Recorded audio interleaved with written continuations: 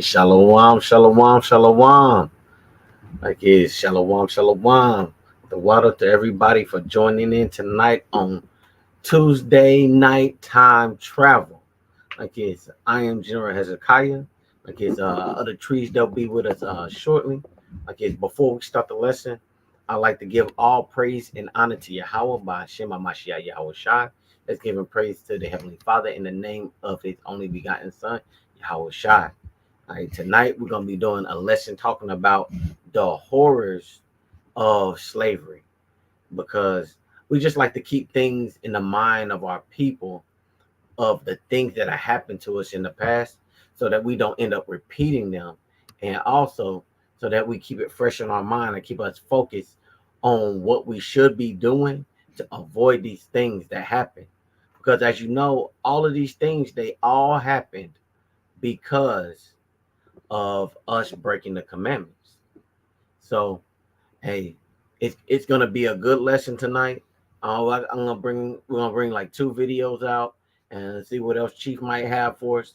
Uh, but before I get into the lesson, I want to give a shout out to our brother Awakened Judah. Shalom, shalom, like shalom to all the nations of Israel that are scattered across the four corners, and lead us not to lose sight of that we are living in the last days of fulfilling prophecy. We have to endure on. Hey, that's right. We have to endure. We got to endure to the end, as Yahweh Shai said. We got to endure to the end. That's right. Also, I want to give a shout out to LaBella. Shalom, shalom. The water for joining us. Shalom, the brother Benny. Shalom, shalom. Shalom to my sister right there. Shalom, sis. Shalom. Hey, shalom to Amah. Shalom, shalom. Hey, it's beautiful to have our people join together here. It's always a wonderful thing. What we should do is always gather together. And I'm going to bring out one of my favorite scriptures. That's Sirach 25 and verse 1. Let me bring it out real quick. And I gotta bring it out each time. It just runs to my mind whenever it's put on my spirit.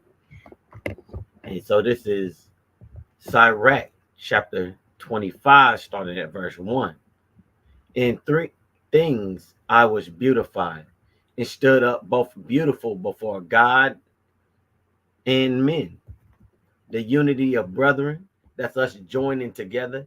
When it says brethren, it kind of encompasses everybody, because brethren, if there's one guy in a group, knowing when you speak in the Hebrew, they speak in the masculine.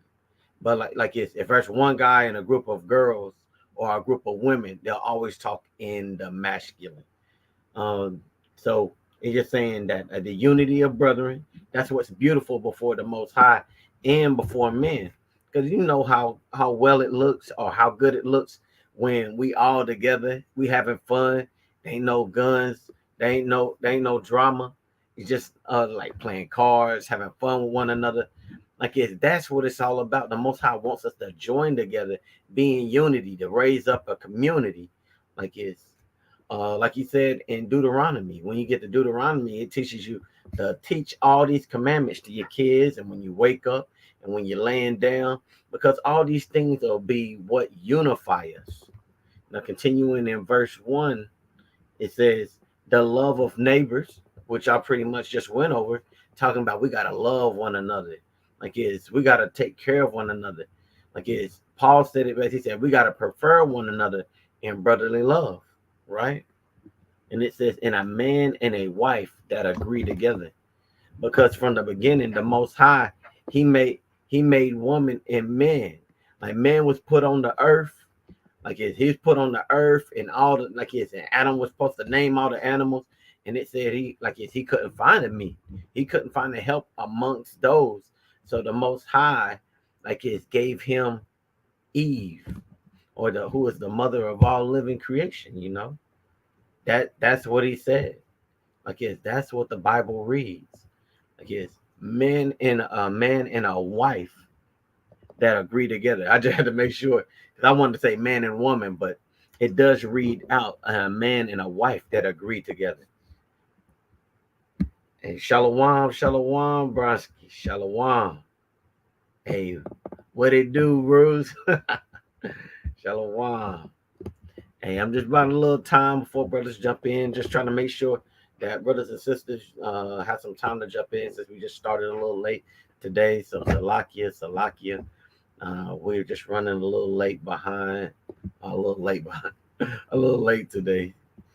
So, okay, we're gonna give it a few minutes, let everybody kind of gather themselves together since we're running behind. But I'm telling you, a lot of things have been going on in the earth today. If you ain't already know, like we got Russia declaring the enemy, uh, declaring the United States as an enemy, and then you got Russia and China. They going hand to hand together. Like it's getting crazy out here. So it's important that we come back to these law, statutes, and commandments during this time. And we just want to make sure that you are well equipped and in your right mind and in the right state to get yourself together and prepare yourself. I was talking to Brother Benny, like and we were talking about like everything that's going on, the times we're in, and how we have to come together nowadays because there might be a famine in the land. What is going on?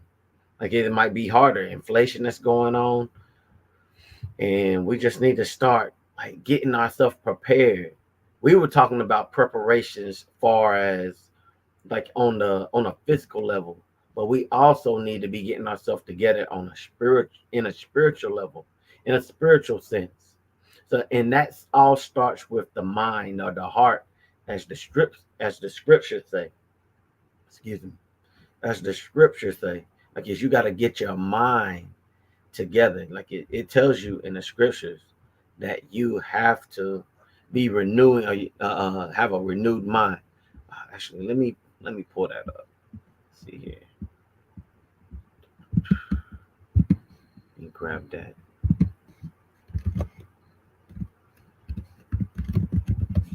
Pull that up here.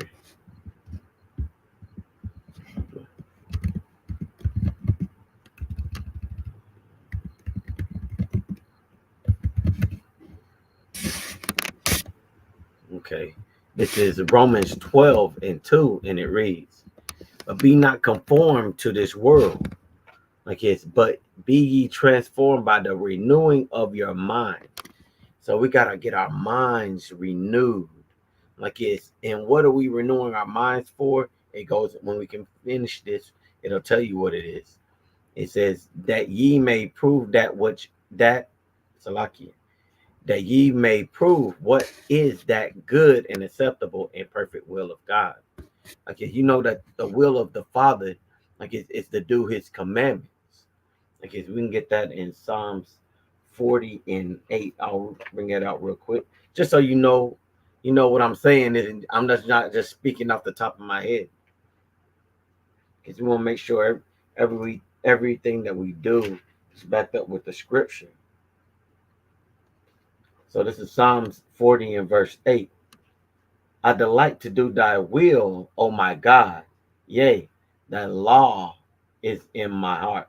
Thy law is within my heart." See, he's referring to the law being in his heart as a part of what that will is. Because the will of the Most High was to give us the kingdom, but he can't give the kingdom to an imperfect people. We have to be a perfect people so that he can give us the kingdom so that we can rule the world in righteousness. Because it says in Daniel 7:18 that the saints of the Most High shall take the kingdom.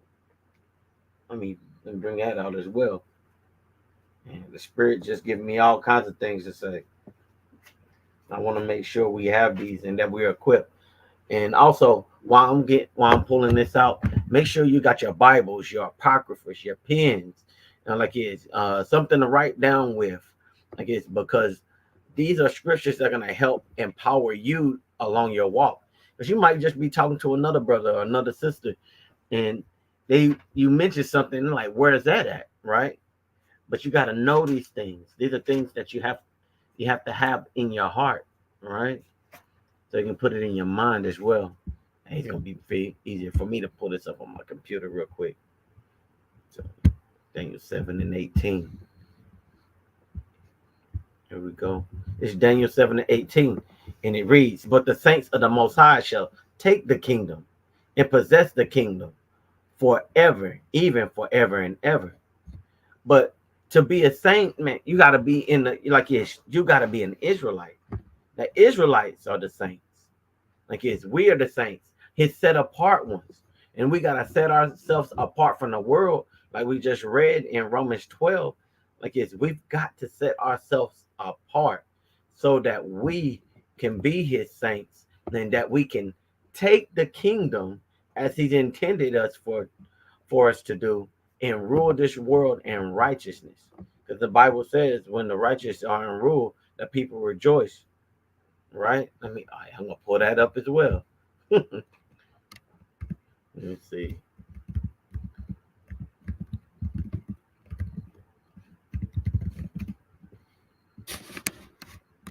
Do, do, do, do. Do, do, do, do.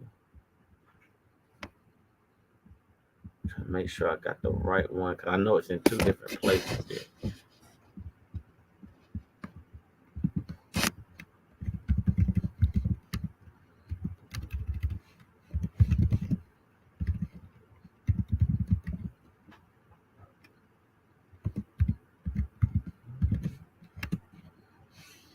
There we go. Hey, I was right there with it. It's Proverbs 29:2. When the righteous are in authority, the people rejoice. But when the wicked beareth rule, the people mourn. And that's kind of how it is. That's how you know that right now that the wicked are ruling. You don't see the people happy. Our people aren't excited to be here. Our people are mourning. They're in sadness. Like we're not really happy to hear here. We're just surviving here. But all thanks to the Most High, He's got a plan for us to take the kingdom, like it's and possess it forever, even forever and ever. By Hashem Mashiach Yahweh Shah. That's right. That's right. We're gonna take the kingdom. Hey, shalom to the rib. Shalom. Shalom. Shalom. Hey, we in the building. We in the building tonight. I guess I'm just finding a little time before Russ can jump on. If not, what we're gonna do, we'll start the video, and it's gonna go into a lot of these different horrors and things that we had to endure while we're in slavery. But a lot of these things were already told to us when we were given the commandments, when we were with Moses in the wilderness. He told us that if we keep these commandments, like is we will be blessed, highly favored. We'd be the head, not the tail. We'll be the lender, not the borrower. Like as he said that we be blessed in the cities and blessed in the field. Basically saying we're gonna be blessed everywhere we go. Like he said that he would give us the fruit of the land. It will be bountiful. There's so many things that you can go into. There's so many things that when you're reading that we will get blessings, but on the opposite side, which I believe he gave him to us just because he said, I got these blessings for you, but it's gonna be twice as worse if you break these commandments. Well, we have like, let's say that's 1 through 14, and then you got the rest of the chapter of 28 are just curses.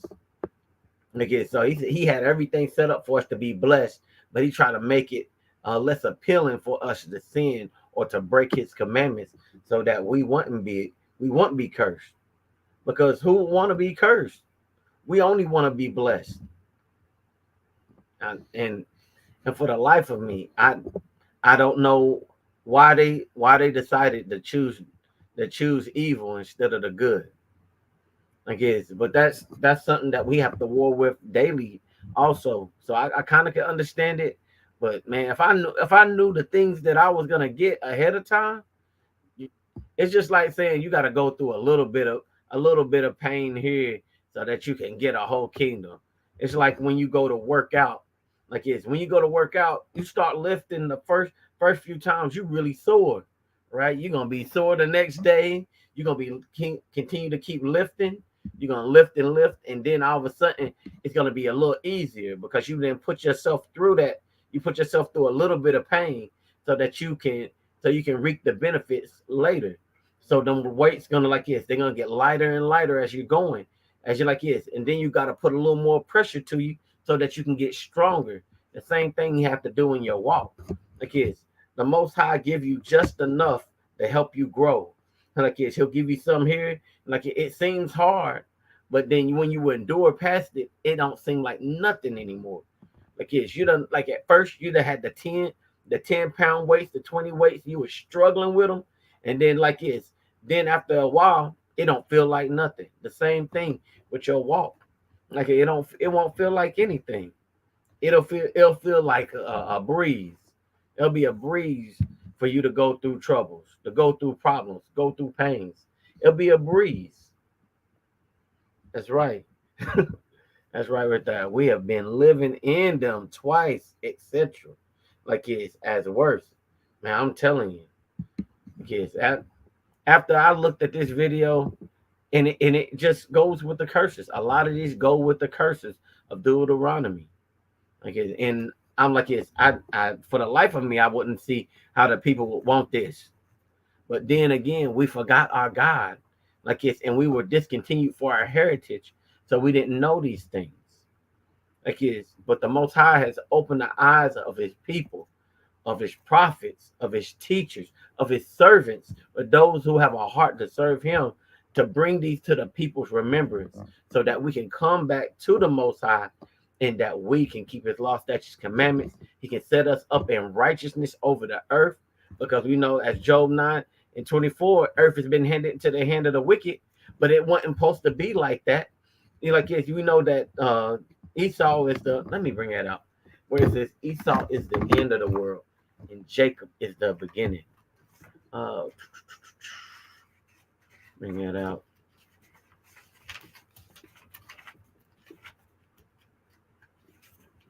And while I'm looking this up, hey, if you haven't already, go ahead and hit the like button, share with your friends, share with your family on all social media platforms. Make sure that this truth is getting out through the four corners of the internet. Like it, you want, hey, the truth has got to get through the four corners of the earth. Hey, most people online nowadays. So, hey, why not just go ahead and share this with them? Wake them up. That's right, kids. We definitely do have next. That's right. We got next. Hey, that's one of my favorite things. We got next. So that helps us endure just a little bit more. All right, here we are. This is Second Ezra 6 and 9. For Esau is the end of the world, and Jacob is the beginning of that follows. Salakia. Let me read that again. For Esau is the end of the world, and Jacob is the beginning of it that follows. There we go. I had to get that right, because that's what it is. We got next. We got next. We just have to endure these times. We got Jacob's troubles, our trip to the wilderness, like this, the millennial reign, as they say. We have to endure these times so that we can get the kingdom. All right. Hey, and again, the water for joining us tonight. The water, the water, the water. I'm gonna go ahead and I'm gonna get this video going, and we're gonna look over all the things, all the atrocities that we went through coming into this land, taken from our home, and the different punishments that they put upon us.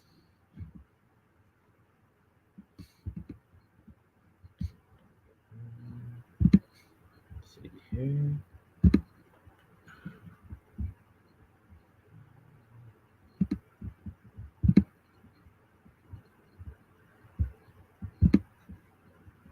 Let's get into it.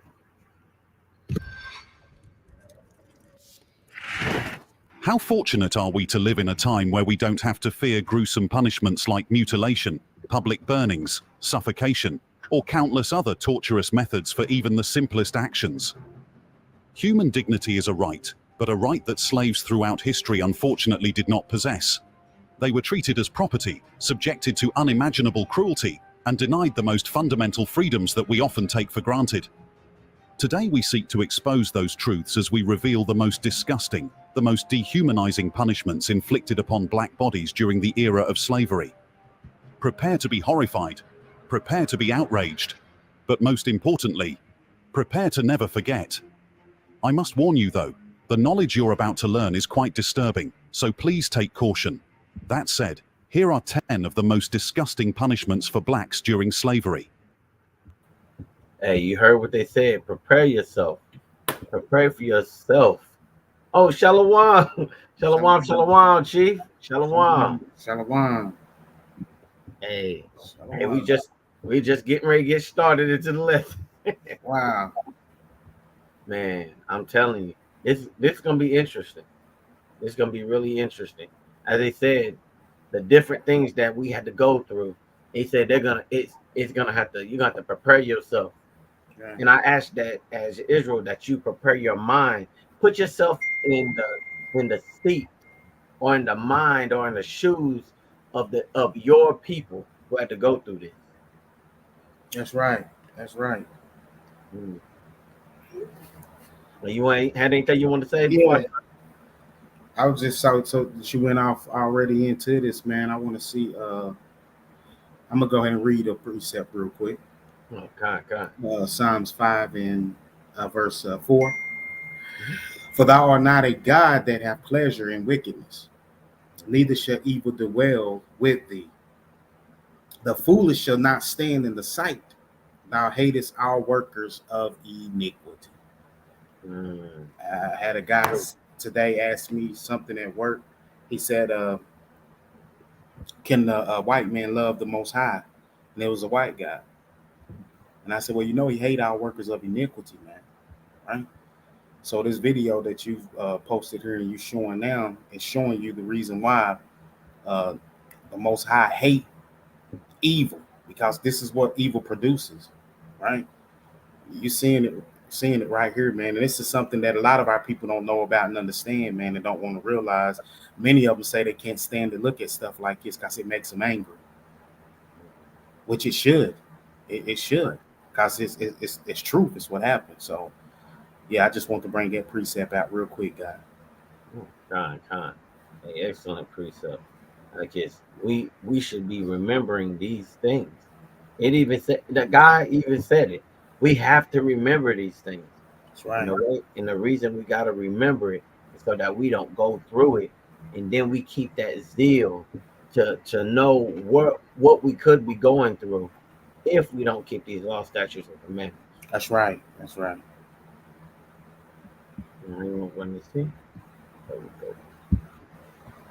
Number 1. Whipping and salting. In March of 1863, a man named Peter escaped from slavery on a Louisiana plantation. The journey was dangerous, but he eventually found safety among Union soldiers in Baton Rouge. Before joining a black regiment, military doctors examined him, only to discover something extremely horrifying. His back was covered with severe and protruding scars. A result. Hey, look at that. If I'm not sure, that's what they were showing with Will Smith. That is the Apple show Emancipation.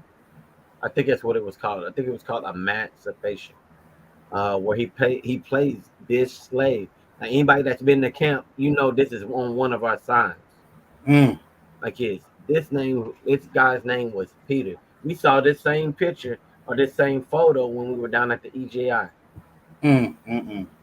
Wow. Look at that man's back. What do you think he did to deserve all that? I got a precept on them whips for the back. Okay. Let me read this real quick. This is going to be 1 Kings 12, and I'm going to start with 14. It says, spake to them after the counsel of the young man, saying, my father made your yoke heavy, and I will add to your yoke. My father also chastised you with whips, but I will chastise you with scorpions. Mm, Right? that's So right. that's in there, man. That's the same thing happened to Yahushua, man. That's right. That's right. He was. Can I get one more of that guy? Hey, bring out all the precepts you want to bring out, Chief. Let me get Sirach. I'm gonna do Sirach 28 and 17. Mm, It says, the stroke of the whip maketh marks in the flesh, but the stroke of the tongue breaketh the bones. mm, The Most High already knew we was going to go through all these things, man, and I already put it here, man. That didn't happen to all people, man. mm, We said we got a sign out here that shows this on the camp, and then we went down there to the EJI and was able to see the whole several ones where they even high on the wall over there. They had it where one of the slaves, it drew blood. It was showing that it was the whip that the taskmaster hit him with was drawing blood from it, man. Right? mm. And you know, back then you didn't have all them type of medicines that you have today. That brother back right there, man, like rigor mortis, everything done set in that thing, man. Gangrene, well, no matter what, it's all done set in. Look at it, man. Mm. That's what happens to our. This is what happens to our people. Like his when the evil beareth rule. That's right. That's Hey, right. we had a precept in here. Here we go. I'm gonna bring that up. Let's see, where did this go? Thought I just saw it. Maybe I'm seeing things. Oh, there it is. There it is. Salaki. Here we go. We got Psalms. This is Psalms 11 and 5. The Lord trieth the righteous, but the wicked and him that loveth violence is so hater. Mm-hmm. That kind of goes with what she was talking about. Like it's the Most High hate these wicked evil people. Like he hates them. Like we try to make friends of them. Like Mm. and then every time they like every time we try to make friends with them, they show they self just like the be your enemy. You might get one here try to be nice, and then next thing you know, you got another one over here trying to kill us all. Yeah, that's right. Shoot that shooting where that man went into the neighborhood and he just started shooting up the people. I think right before Juneteenth. Yep. Yep. Okay, what possessed him? What did we do to him to make that happen? Mm. Think about that. Okay, what did we do to him to make him want to come to our neighborhood and do all of that? Hate, hatred. That's right. Just hatred. They Because hatred. the Bible said they have a perpetual hatred towards him. You know, That's and crazy, man. it's been like that since the womb. Yep. Yep. Yeah. So like yes, but hey, the Most High has got some terrorists and some horrors for him. Mm. Yeah, he does. You Uh, know, you just had that one that going at the mall down there in Arkansas, the black mall down there, and shot up. You know, killed. I think it was two or three he killed. Hatred, pure hatred. mm-hmm. That's right. Just hatred. But that's why like it's we need to get up our shield of protection, like it's over our people by coming back to these law statutes and commandments. That Mm. like it's the Most High is our strong tower in our defense. Like That's right. it's he's the one that can stay the hand of the evil from you. He can be like, you know what, that man had mind to do this, but like his FBI caught him before it happened. Local enforcement caught him before it happened. You ain't wouldn't even known it would have happened to you. Like it's if they ain't tell you, like it's because the Most High made it that that you were protected from that evil.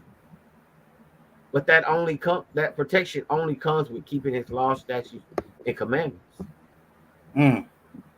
That's right. And we forget that.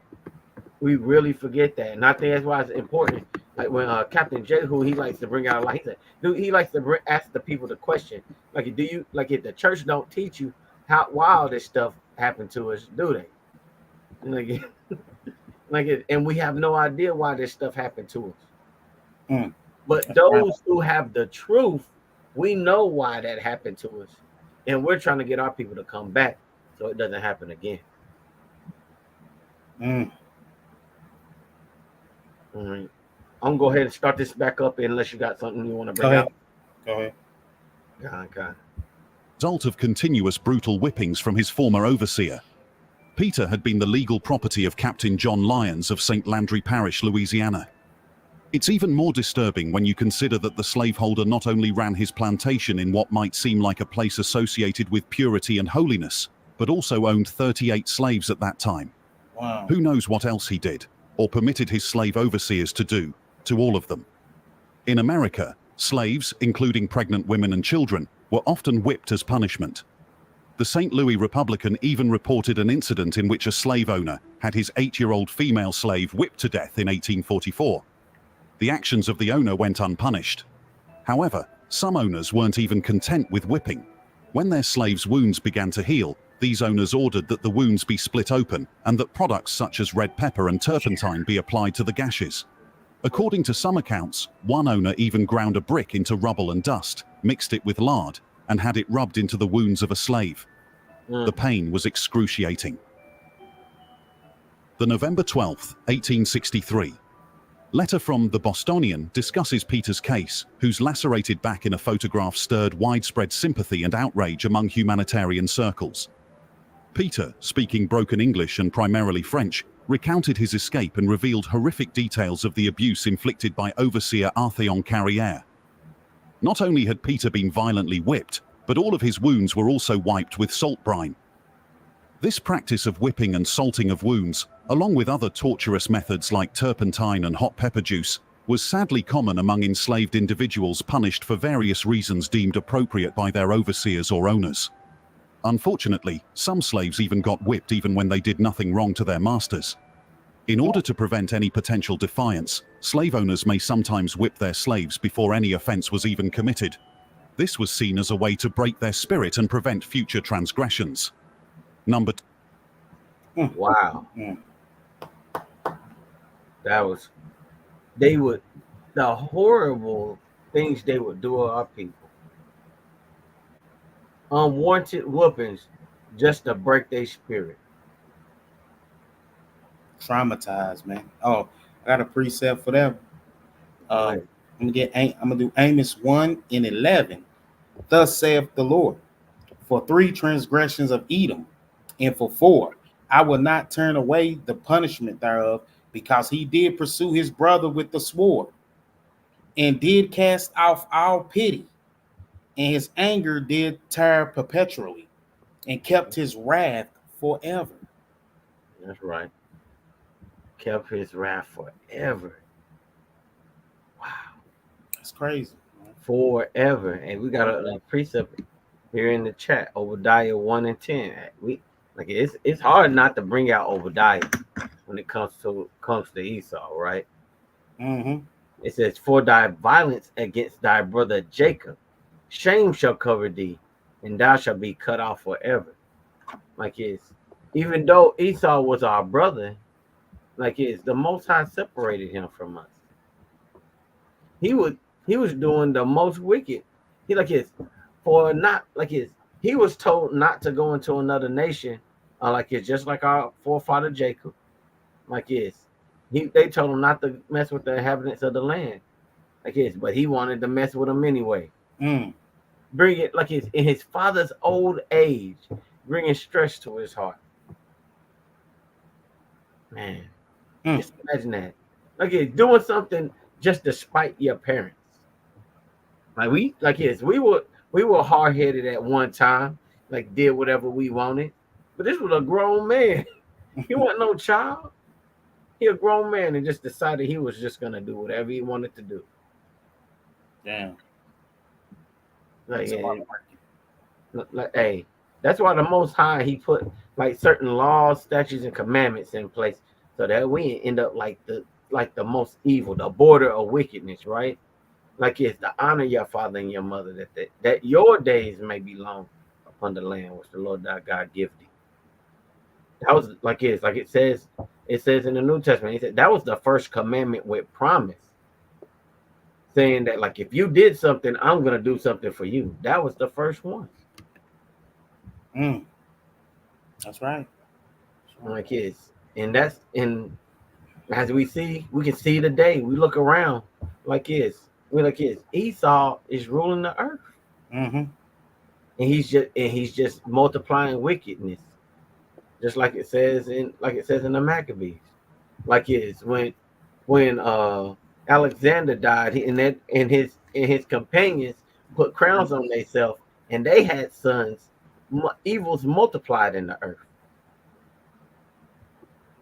That's right.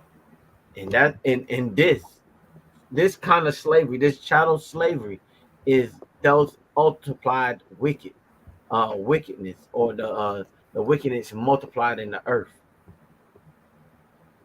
Man, Mm. like it's hard to see this stuff. It really is. Oh, we got another one. Oh, I didn't even see that. Salakia.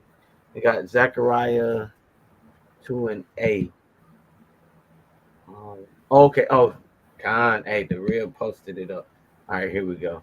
It's Zechariah 2 and verse 8. It says, "For thus saith the Lord of hosts, after the glory have he sent me unto nations, which spoiled you. For he that toucheth you touches the apple of his eye." Great precept right there.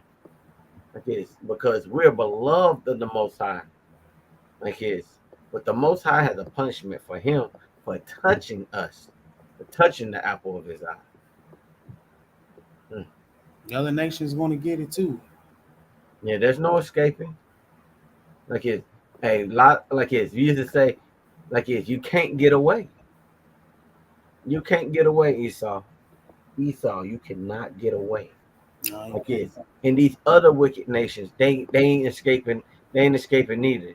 But the Most High, he said there ain't gonna be no more of you. Ain't gonna be nothing left of the house of Esau but some stubble.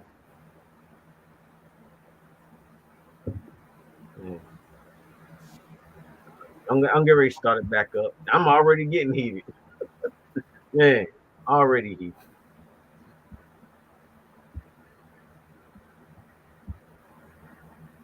2. Mutilation. The mutilation of slaves was another cruel act often implemented under the guise of punishment, or even allegedly done for the slave's personal well-being. However, historical records reveal that such acts were far more about brutality than rehabilitation. For instance, Captain Philippe Eloit was known to break the teeth of female slaves deemed disobedient, only demonstrating the horrific lengths to which slave owners would go to exert control. Mutilation was often an equally horrifying fate as death itself. During the Middle Passage, ship captains would resort to beheading recaptured slaves who attempted to escape, using their gruesome deaths as a warning to others. And in the harsh conditions of sugar plantations, slaves who succumbed to exhaustion and fell asleep in the mill might have a limb cut off as an example to other slaves of the dangers of falling asleep on the job. But even those practices were not nearly as horrendous as other instances. Moses Roper, who had lived as a slave in Carolinas and Georgia, recalls in his narrative that his master poured tar on his head and face and set him on fire before clamping the fingers of his hand in a vice, removing his fingernails and having another man smash his toes with a sledgehammer. Roper survived to tell the tale, but not everyone is as lucky.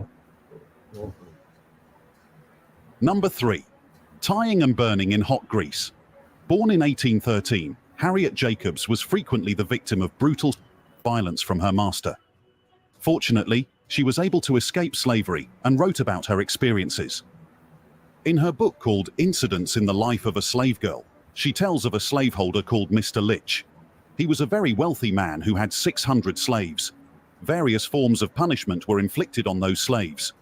However, according to Harriet, a common punishment employed was to tie a rope around the slave's body and suspend him from the ground. A fire was kindled beneath them, with a piece of fat pork suspended above. As the pork cooked, scalding drops of fat continually fell on the bare flesh, causing continuous and extreme pain.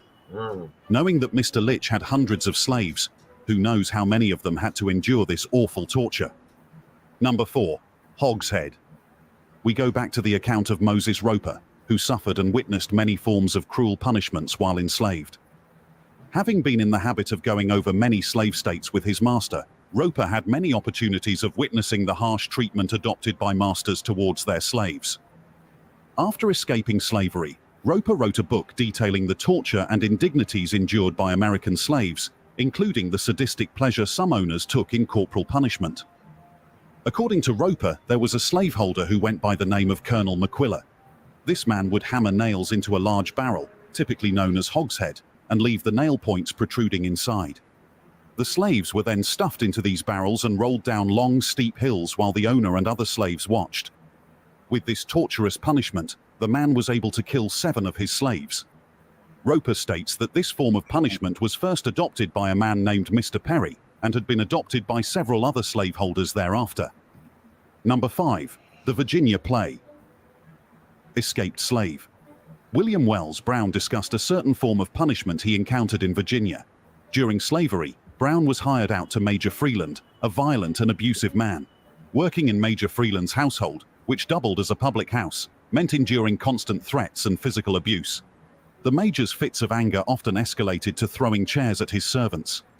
However, the Major's preferred method of discipline involved tying them up and subjecting them to brutal whippings in a smokehouse. He would then create a fire from tobacco stems to suffocate and smoke the slaves as further punishment. He called this the Virginia Play. Despite Brown's complaints to his own master about Major Freeland's cruelty, no intervention was made as long as his master continued to receive money from his labor. Desperate to escape the relentless torment, Brown fled into the woods but was swiftly tracked down by bloodhounds. Captured and returned to Major Freeland, he endured the very punishment he witnessed time and time and again during his stay at the Major's.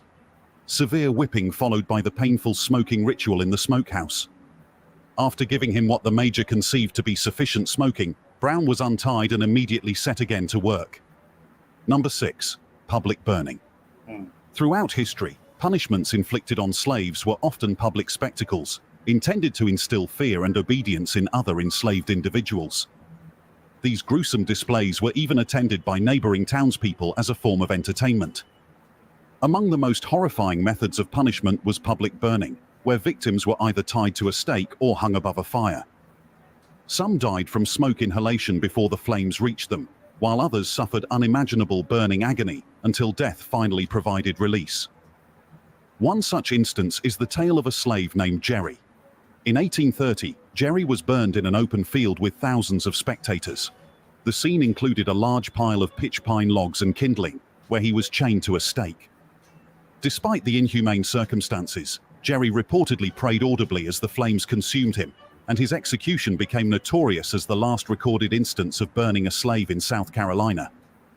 Why did he receive such a punishment, you may wonder? Well, Jerry was charged with the sexual abuse of the wife of his subcontracted master. A heavy sin indeed. While such an act is inexcusable, we also cannot excuse the fact that if a white man had done the same, he would have received a lighter punishment. And in cases where they abused enslaved women, there might not even be a trial at all. Jerry's case, while legally sanctioned, is proof of the unequal application of justice at the time, where a black man faced the ultimate punishment for a crime that a white man would have received a lesser sentence for. Hey, that just reminds me of a video we did a while back where they would just say that they were they would sexualize their slave men and then say that they were raped by them.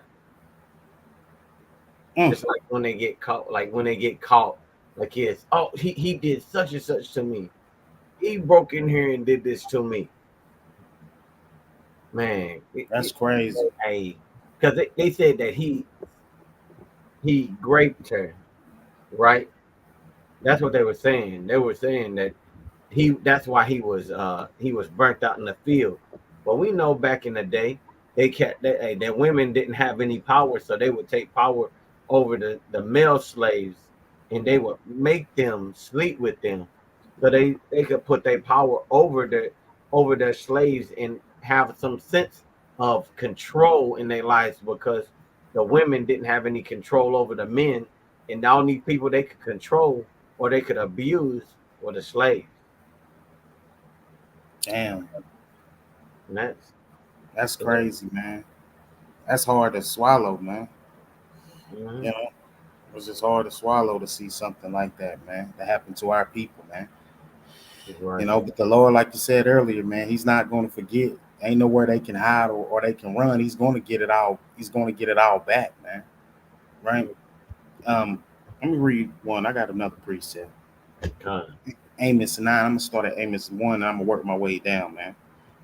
I saw the Lord standing upon the altar, and he said, smite the lintel of the door, that the posts may shake, and cut them in the head, all of them.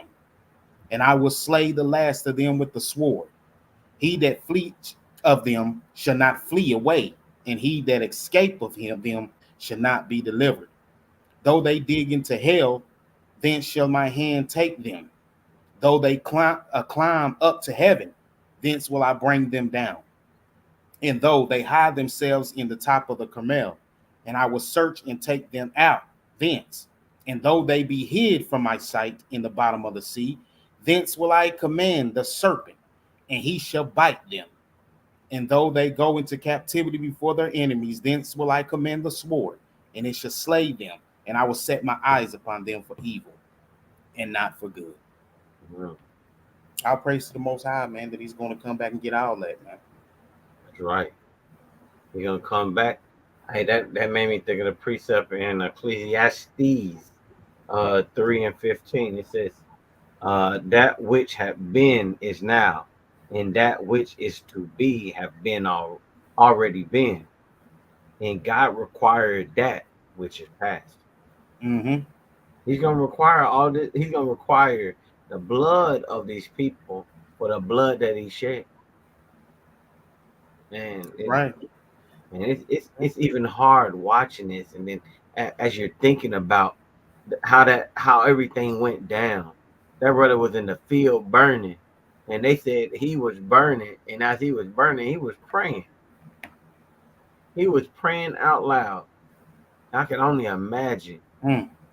the pain he was going through and the prayer he had sent up. It made me think about when I know it's not to the same point, but it reminded me of like when Stephen was getting stoned. Mm-hmm. He prayed to the Most High. He's like, hey, he said, forgive them. I guess he said they just don't know. I was I prayed that he wasn't praying that prayer for them, for these wicked people. I pray that he was thinking about the vengeance. To bind them with chains. That prayer. Yeah, yeah, heck That's yeah, the one I pray that he was praying out loud. Kind of like the one that Turner did in the movie.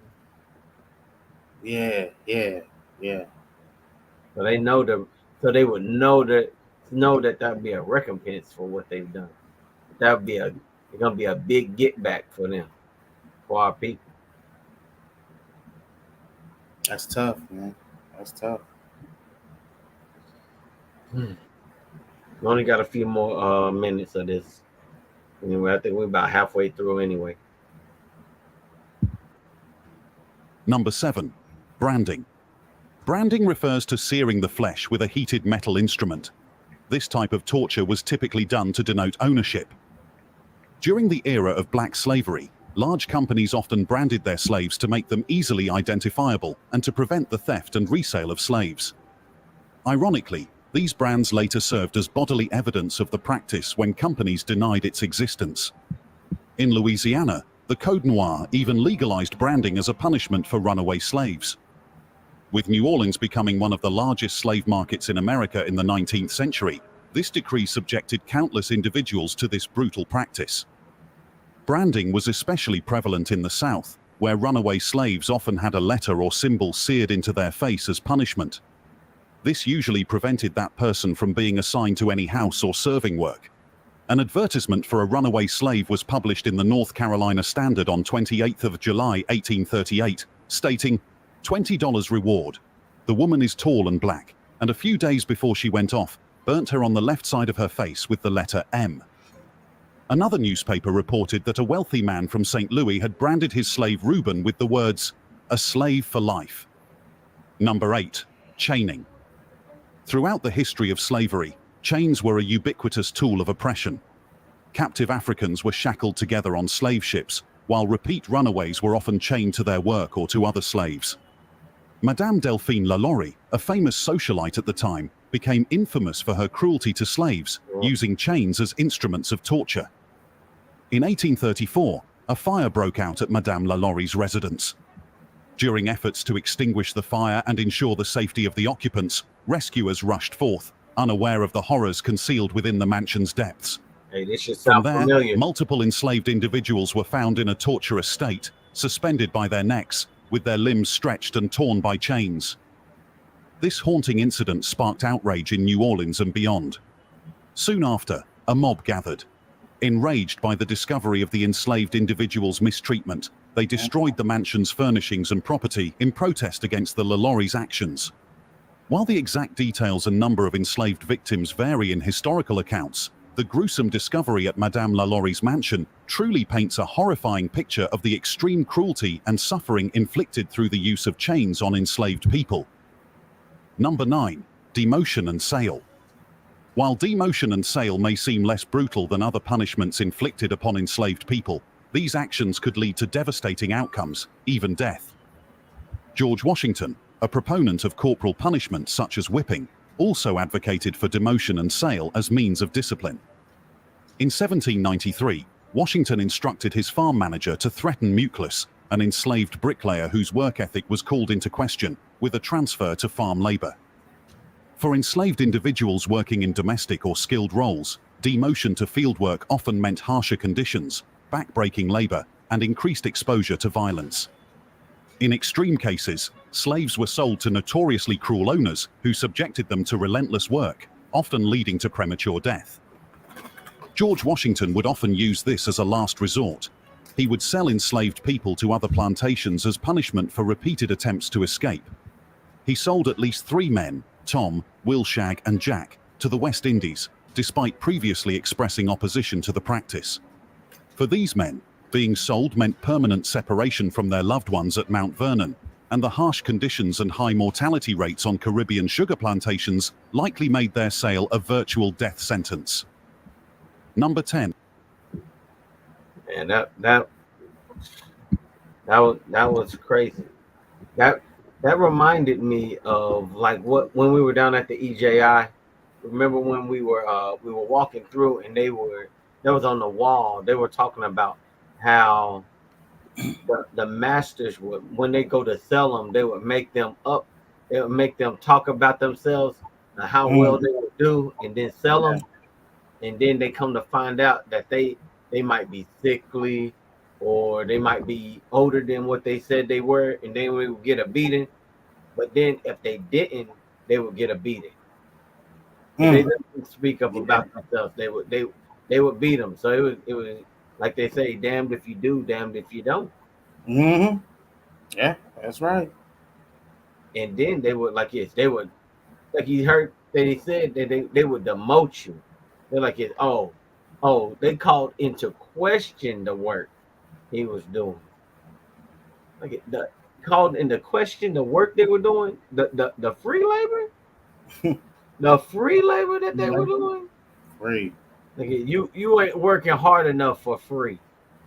So you know what? We gonna put, instead of you up here baling the hay, you're gonna be cutting down the hay and working the field.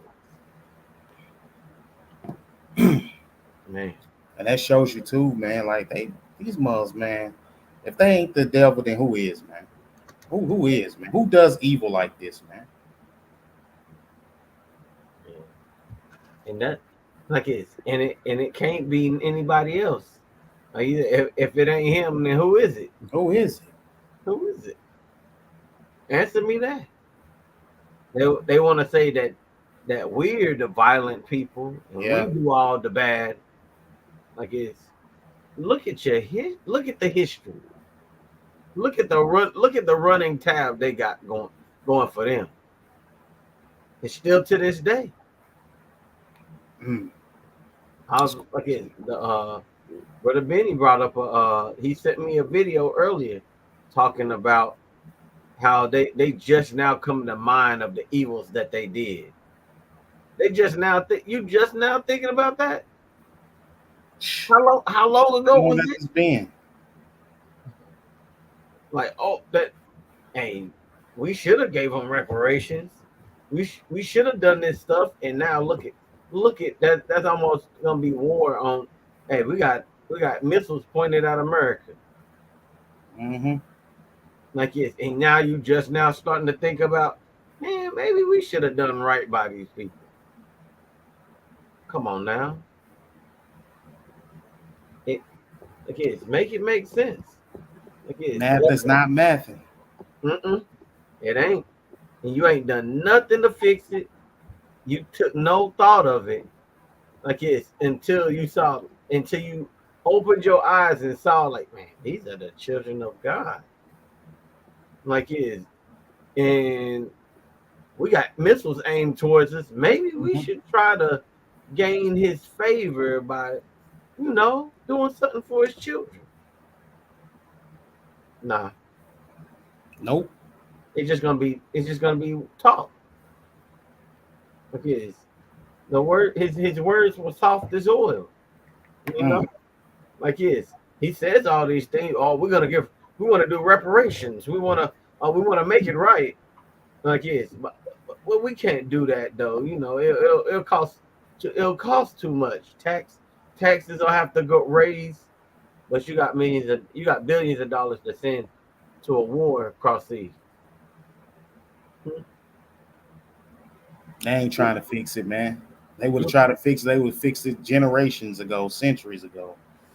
That's right. They would have tried. Now it's like, nah, man. It's beneficial for them, right? Hmm. For their children's children, man. That's right. And we, the hate group, the Israelites, or the, you know what I'm saying? And that's how you see that's going on, man, about being such y'all. A hate group to me is somebody that kills, man, for what they believe in. Right. I haven't seen one camp or something go kill somebody and say, this is what we stand on. They just hate the truth. That's all to it. You just hate to know that the Bible was not given to all nations. It was only given to Israel. That's it. It was written for them, for their guidance and everything. It wasn't for everyone. It's the same thing that Christ and all of them was killed for, because they spoke of the truth. That's right. And the rulership is going to be Israel, man, and they didn't like it. Just like now, nobody likes it, man. That's Hmm. why you see these evils going all across the world. They killing our people, man, like chattel, slavery and everything. Just killing them, man. No remorse, no pity. That's right. That's right. Right. The Most High's word never come back void.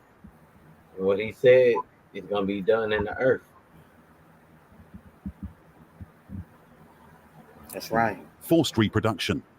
Slaves often endured severe sex abuse without legal protections in place. Pregnant women resulting from such abuse rarely received medical care or special treatment. Instead, they often faced harsher treatment from their masters' wives. Male slaves were frequently exploited by their owners, forced into sexual relationships with various women. After the U.S. Act prohibiting importation of slaves took effect in 1808, the South faced a shortage of slaves, leading to a booming internal slave market. This increased demand for slaves, with individuals often bought and sold based on their ability to bear children. Consequently, slaves were forced to reproduce with other slaves to increase offspring. While there were slaves who typically had some say in choosing their partners, historical records indicate many instances where matches were made by the slaveholders based on physical traits. There were also instances where the slaveholders would forcibly turn female slaves into their mistresses and have children with them. A well-known example of this is the case of Thomas Jefferson and Sally Hemings.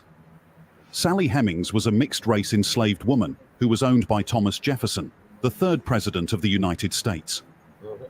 Despite having a white father, Sally was born into slavery because her mother was enslaved. This was a common occurrence, as the law dictated that a child's status followed that of their mother, regardless of the father's race or social standing. Thomas Jefferson had a long-term relationship with Sally, resulting in several children. Historical records suggest that this relationship began when Sally was a teenager and continued for many years. The power dynamic between Jefferson as a master and Hemmings as his slave made it impossible for her to refuse his advances or decisions regarding her reproductive choices. We've just explored some of the most horrifying punishments inflicted on black slaves during the era of slavery. Although it's a painful subject, we must remember and acknowledge the suffering endured during slavery to ensure such atrocities never happen again. By understanding our past, we can continue to value every human life with the dignity and respect it deserves. That's right. All right, that's right. Yes. Mm, We gotta remember our past. damn, that's tough, man. But you know, we saying, Lord, let the matter of fact, I'm gonna go find that precept real quick. I want to go along with that. To go along with what's showing here right now. Psalm 7 and 9. And I think I'm gonna drop to 12. That's what I want. Yeah, that's what I want. Oh, let the wickedness of the wicked come to an end, but establish the just. For the righteous God trieth the hearts and reins. If he turn not, he will whet his sword. He hath bent his bow and made it ready. He have also prepared for him the instruments of death. He ordaineth his arrows against the persecutors, man. So thank the Most High for his word, and his word is true, man. And this is the whole reason why that you see what you see going on in the world today, man. You can't spill innocent blood like it, man, and say God loves, man. You cannot do that. You can't kill his children and tell him, you know what, we made an offering of them and everything, burnt them and everything. You know, they did the same thing. That ain't nothing new either. That burning, because they burnt Saul's body. They burnt his son's bodies. You know what I'm saying? It's like that precept that you brought out earlier. Ain't nothing new under the sun, right? So, you know, everything that you've seen, what's happening to our brothers and sisters and everything happened back then as well. It's just doing this all just with repetition. It's just constantly keep going and going. Right. Man. Just to think about all that. Just it's heaviness. It's heaviness on the heart to think that that's what our forefathers and mothers went through. Yeah. That's hard to swallow, man. It's just hard to see stuff like that, man. And Really, keep in mind too, the Most High watched it all. man, I couldn't even imagine that. watching your children Yeah, like have to go through these things. yeah, It's something that that it's like something you can't take back. The Most High had to stand on His word. Like he said, "Hey, you break my commandments, this has got to happen to you." yeah. Kind of like Jephthah in Judges. He spoke presumptuously, and he said, "Whatever ran through," he said, "if I can win this battle, I'll sacrifice whatever comes through the gates first." And then he won the war. He came back, or won the fight, came back, and his daughter, the first one, come running through the gates. Mm. And he had he had to sacrifice his daughter for them, because that's what he said. That's right. So he had to do that with one child.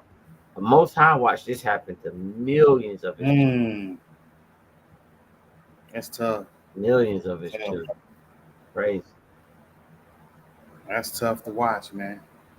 It is. It really is. When I think about that, all of this could have been avoided if we just would have kept the law, statutes, and commandments. And that's the big thing too, man. Like, it's crazy how people just don't understand. That's the way to get out of this. What we're in is returning to the commandments of the Most High, so this can change, so this can stop, man. That breaking it is what got us here, and it's what got all that done to us, man. That shows you how much we mean to the Most High for Him to allow us to go in something like that, because we broke the law, statutes, and commandments, man. That's right. just it, it just really very touching to see in here. Like, shout out to uh, that video was done over on the Black Journal. Like, they put in the research to look up all this information so that we can present it to you. Mm. I'm like it's you get a chance, go over to their channel, subscribe to their channel, because they're putting in the work to bring our people um, knowledge that we didn't have. It's so that we can educate our people of the atrocities that went on during slavery.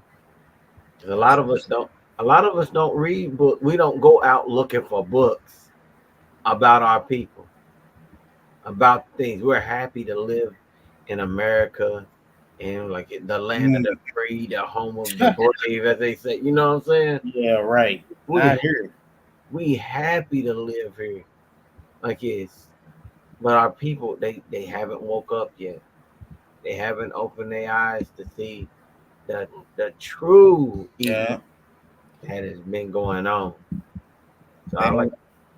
They yeah, I don't. just like to always try to plug in our people for bringing out truth and knowledge to us. I'm gonna drop that. I'm gonna try to drop that in the chat so that we can go and show support to them, show support to our people that are doing things to wake us up, to keep us Mm. in the knowledge of That's what our right.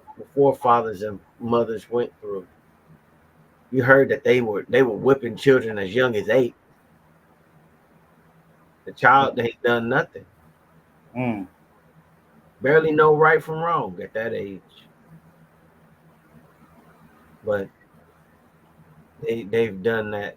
Like they've done this evil, this great evil to us, and our people will be like, forget that, don't worry about it. Yeah. Don't pay attention. It's okay. It's a now what matters. I'm gonna try to see if I can.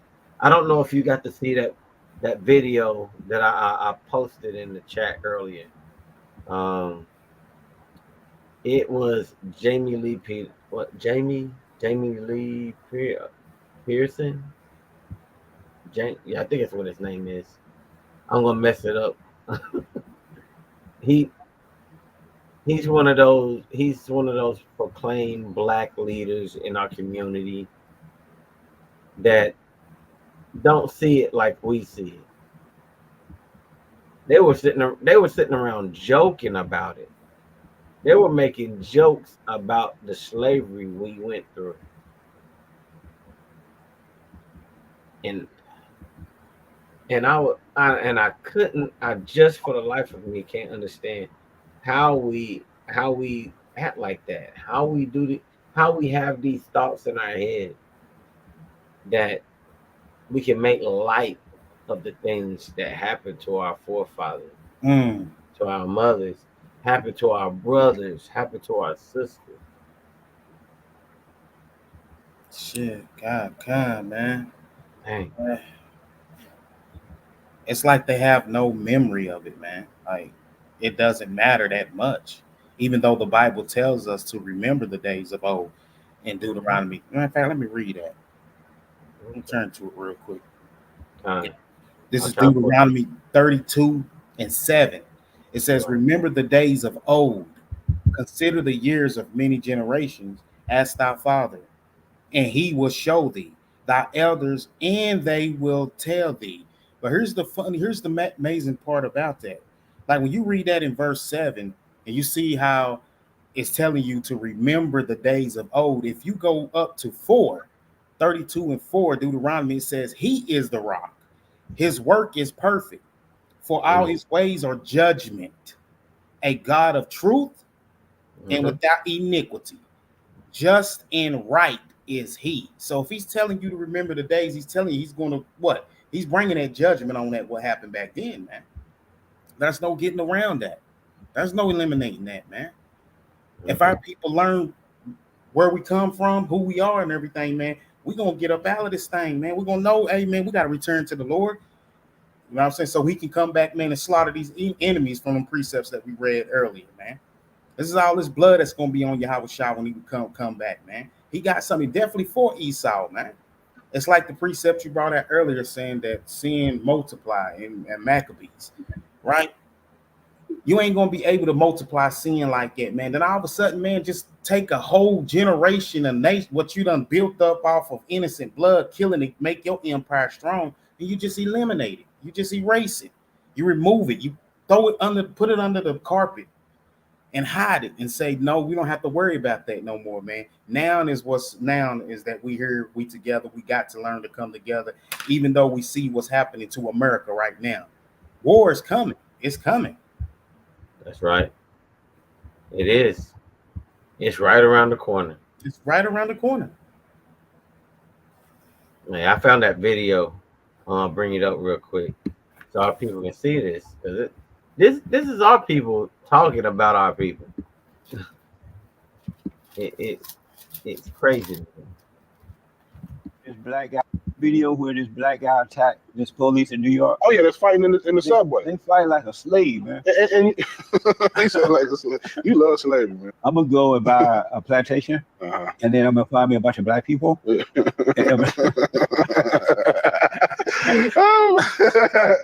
I'm gonna take them down to the plantation and plant cotton and stuff. And I'm gonna have a couple of white men riding on horses. Oh boy, you crazy, man. You crazy, bro. But in all sincerity, what would it take to wake them up? That's why I love Kevin Samuels so much. And JLP, Jesse Lee Peterson. Of course, he's been on the show too. Him talking about that slave plantation. I'll be there. You got to think that white people did have mercy on us because they made us pick cotton, one of the lightest natural substances out there. You can get a trash bag full of cotton and it's not even heavy. I said, the white people were mean. They would have made us pick shit like watermelons. And I go, you ever try to put a watermelon in your grocery cart? Yeah. Did you see that video? You know how crazy that is? Our people talking about us. He said, white people did us a favor by letting us pick the lightest thing in the field. He could have had us picking watermelon. Golly, these two, that's crazy, man. Where is it? Let me look for that precept real quick where the Lord say, laugh not with you. Look at that. Exactly, Bronson. Idiots. Ignorant.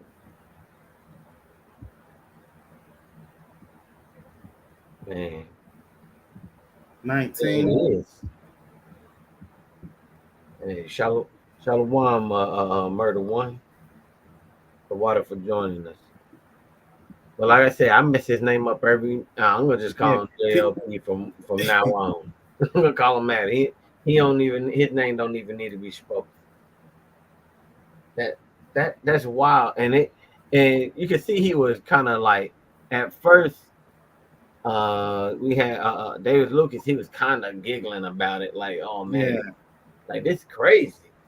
He, you know how you get that nervous laugh? Man, you gonna get me canceled. He know he's stupid too. He don't make no sense, man. Right. This is one of them brothers that had you breaking the commandments and telling you to vote for those people who have nothing in mind for you when it comes to taking care of your people. Time to come to vote. You better vote for them Democrats. Yeah. Because you know that's what black people do. We vote Democrat. Joe Biden said you ain't black if you don't vote for him. and then we have some Negroes that are like, yeah, I'm black. I better go out and vote. No, it tells you not to vote for it. Like it's, you don't set anybody that's not your people king over you. Let them do that. Let them bring their own destruction upon their own head. I think I got two of them on. Oh, go ahead. I think I got two. Let me find this first one I'm gonna hit right here because that's just what they did. This is in Sirach 19 and 30. It says a man's attire in excessive laughter and gait shows what he is. They showing what they is by laughing, man. That's right. Right? He look at that as a goat, as it's a game to him, man. Yeah. Like you laughing at that, man, after what them little kids had to go through and the women and men had to go through, and you're gonna sit there and make that statement like that, man. Right? See, you laughing right now, man, but the Most High said you laugh now, you're gonna cry later in Luke 6. What is that? Luke 6 and 25? Let me see here. Luke 6. Woe unto you that are full, for ye shall hunger. Woe unto you that laugh now, for ye shall mourn and weep. Your time's coming for that, bro. You sitting there laughing and mocking, making Joe, and he gonna get on because he talking with an Edomite, get on the show. Black people shouldn't be complaining. They was our people. Something wrong with Jake, man. It hurts you. It hurts you, and you get mad because tell that to your great grandfather. Tell that to shoot. I couldn't tell that to my grandfather. No. He 90 years old. What I look like telling him, you know what? I'm gonna get some black people put them in the field with some cotton. Like, we should have been. White people really show mercy on us. They had us picking the lightest substance on the planet. But as ignorant as he is, he didn't understand. Yeah. If you didn't make your quota of weight of cotton, you were punished. Yep. It's not that it like you just, I just picked a lot of cotton today, master. Way to go. See you tomorrow. Clocking in tomorrow. That's not how that went. You didn't pick so much cotton, and it's not just for grown men and women. They had children as well had to pick cotton. That's right, babies. It's like that mural that we saw. A little kid done pricked his hand. Because anybody that's ever seen cotton, or if you like it, I know we used to have some grow wild in Tennessee, but a lot of our land now is already preoccupied. But I remember I'm old enough to remember that you could walk around and they have like little patches of cotton every so often, right? So I thought it would be funny. I'm like, oh, that'd be cool. I'm gonna just pick it, right? Nope. It has thorns. Your the cotton is protected by a hard, I guess you would say hard thorns around it. Kind of like how how roses have the little bud, the little green bud at the bottom. It would be like a thorn that would encapsulate it. So sometimes if you pull it and you ain't paying no attention, you could cut it in. So it wasn't just like, there were these big fluffy things out in the field, just picking them up. No, you could have cut yourself, hurt yourself, bleed into the cotton, and you still got to keep going. And this wasn't just for grown people. This is for little kids as well. That's right. Kid ain't just little kids be doing things all willy nilly. They're not gonna be as cautious as we are. So imagine your child having that happen to them. Not just you just randomly picking soft stuff out of the field. It wasn't that heavy. No, that wasn't even the point of it. You in the South. Imagine your butt being outside in the weather today from sun up to sundown, and the sun comes up around about, I want to say about 6 or 7, and then you don't get to come in until around about 8. If you're lucky. And it's not like they tossing them Gatorades out in the field. It ain't happening. No. You out there, you might get they would have a little pot and they would have a ladle, and then you get to drink out the little ladle out of a bucket of water. You get one of those and then you back to work. and it's only at specified times. So you could be about to pass out. They're gonna whip you on your back until you get back to work. It ain't time to stop yet. Something our people don't know. And all this, so that they died, they went through all this torture, so you can laugh about what they went through. This Oh, nigga, Master was so good to y'all. Y'all didn't understand. Y'all picking the lightest of things. this nigga laugh. They laugh. Negroes like that. It's mockery, man. I wish you could transport your butt back to that I time. know that's the truth. And then You you can tell me feel- how, let's see if how you funny laugh. it is. How funny it is then. That's how you know our people are so detached from our culture, from our history. They can just laugh. I'm gonna laugh with the white man about it. Hey, what he don't know is they already putting petitions back in school for the kids to vote on about bringing slavery back. And this nigga right here don't even know that that's what's going on right behind closed doors. And since and let me get this one too, man, since he want to laugh and everything, man. Proverbs 1 and 26. I also would laugh at your calamity. I will mock when fear cometh. When your fear cometh as desolation, and your destruction cometh as a whirlwind, when the stress and anguish cometh upon you, then shall they call upon me, but I will not answer. They should seek me early, but they should not find me. The time is going to come. They laughing now. He laughing. He goofing out, but the Most High going to laugh at yours too, brother. You don't laugh at something like that, man. You wouldn't even be here, man, if it wasn't for that blood that was shed from our ancestors coming over here. You wouldn't be here, man. You wouldn't have that channel. White man gave you that channel. You still on his plantation. Why you laughing? You on his plantation every day. I don't know what you laughing for. That remind me of that. It's the classic in Isaiah. No, Hosea, Salakia. I keep wanting to say Isaiah. 4 and 6. My people are destroyed for a lack of knowledge. That's sad, man. And this is what it looks like to be destroyed. Sitting on TV or on a podcast talking about slavery like it was a light thing. You didn't go through it, so it ain't like it is. But my forefathers went through it. I have respect. That's right. For my forefathers and my foremothers, my brothers and sisters that came before me, who paved a way for me, so that we can sit here today and we can bring this information to you, so that we can wake each other up out of this slumber and return to the Most High. That's foolish, man. That's foolish, man. Man, that hurt my heart still.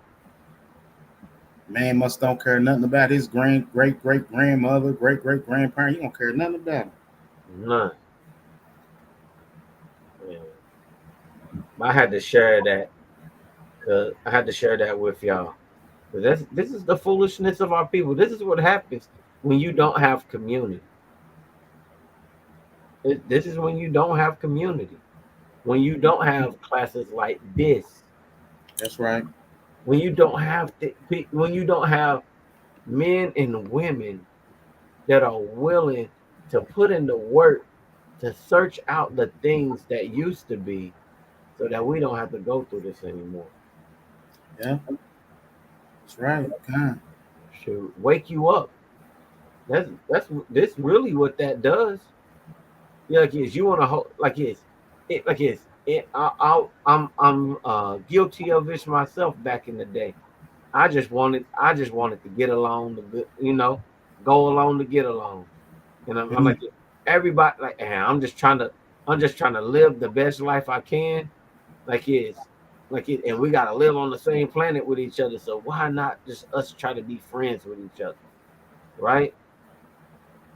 But then, it would be certain instances where all of that would just I had to turn my back on it because they would do something outside the box of that. say something that you kind of like, that was really insensitive, or what you just said. You don't know. If I didn't know you like that, I done knocked your jaw off your face. you know, saying stuff like it, saying bringing up, making little comments. Oh man, you know what I mean. No, I don't. No, I don't. I don't know what you. I didn't mean it like that. That's their favorite thing.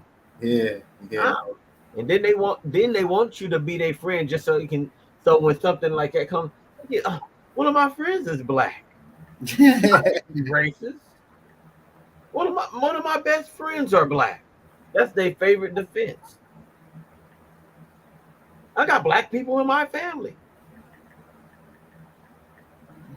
Man, that That's their favorite saying. I got black people in my family, man. Like that's no gonna man, change. nothing. That that brings me to something. Let me see if I can find that. Yeah, like that's gonna make it a difference. Like that's gonna change the outcome. No, that's not gonna change the outcome. Yeah, one of my channels I like to watch. It's the I seen this on this Indisputable, and I also saw it on the Black. I think it was the Black Congregation. The Phil, which used to be the Philip Scott channel. Let's see if I can find that. Where this lady, actually, I'll just bring it up on. I'll bring this up from TYT, which is the Young Turks. I'll bring that up because I think this was speaking to what we were talking about. Unless you had something you wanted to bring out, Chief. Nah, go ahead, you can bring it in. Okay. And just certain things, just like it just start bringing things up in your head to share with people.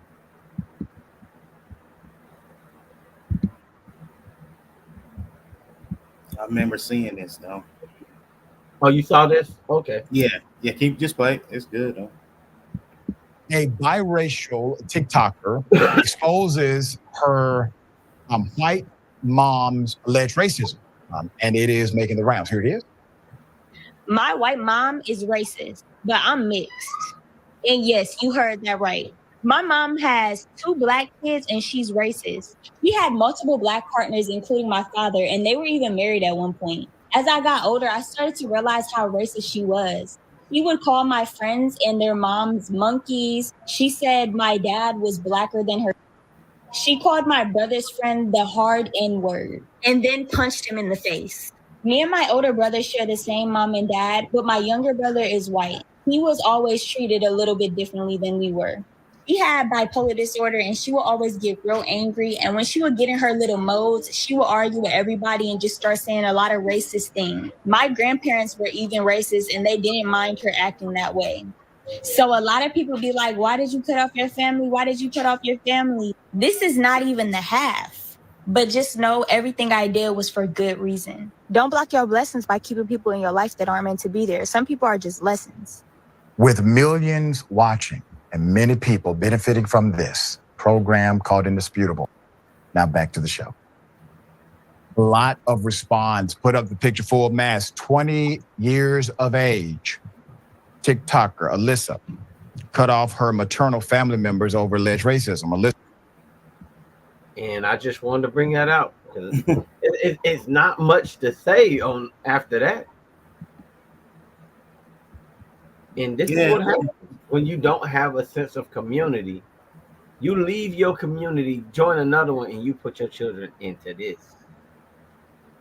Not to say that every household is going to be as bad as this, but this is what you risk happening to your child.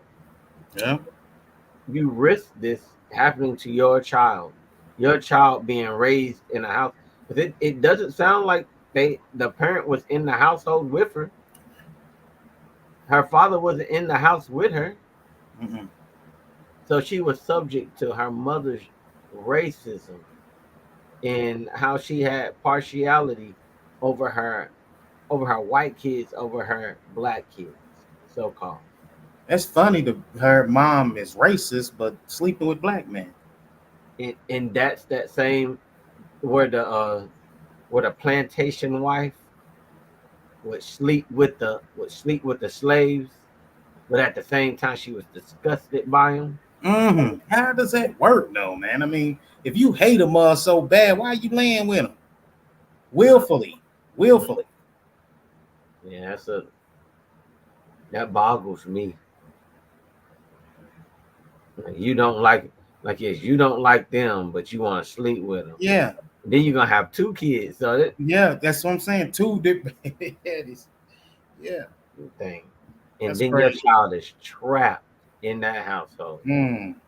And as a father, man, I would curse the day that I let my like yes, I'll be in this situation, and my daughter gonna be stuck in the household with that racist mother Damn.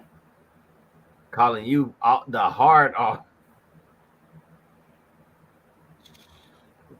And then imagine what she had to go to, because she said her mother was bipolar and start saying all this racist stuff. So she was like, oh, just like your nigga daddy. Yeah, Ooh. what I'm saying? Yeah. And it Yeah. probably get worse than that. I'm just talking about on the light side of things. You just like your nigga daddy. Like, who wants to hear that? Shoot. And then you stuck and you subject to that day after day. That's crazy, man. And for the life of me, I don't understand it. I don't understand it. Leaving your community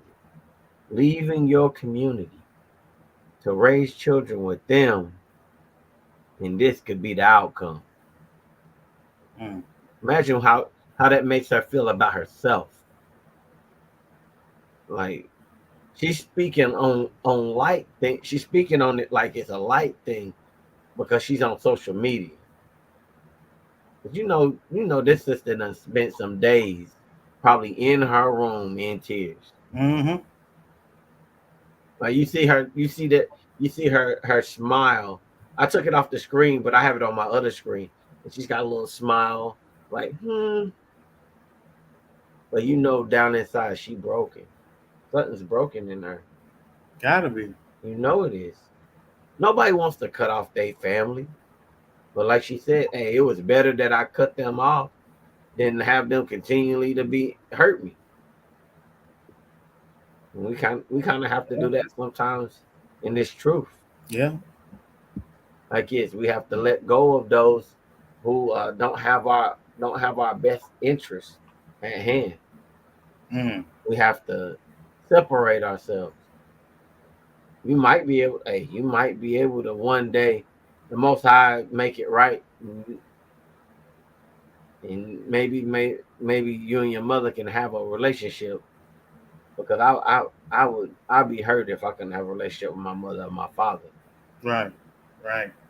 Maybe something can be repaired, but at the same time, Most High ain't make it that way that we should be with each other like that. That's a good point, because that's exactly what's happened. That's the reason why he said separate. That's part of the reason, And she's stuck in between two worlds, because her mother is that's racist in a mother, but she's laying with the dingo and get a kid after of it. Now you just like your daddy. You this, you that. Now you don't want the kid. You disowning the kid. But you wouldn't have to worry about that if you didn't go get that Mandingo now. Right. I'm telling you. That's why it's important our people learn these laws, these statutes, the commandment.